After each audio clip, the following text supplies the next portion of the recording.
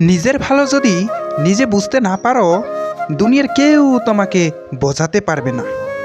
অপেক্ষা জিনিসটা সবাই করতে পারে না, আর যারা অপেক্ষা করতে পারে তাদের ভালোবাসা কখনো মিথ্যা হয় না।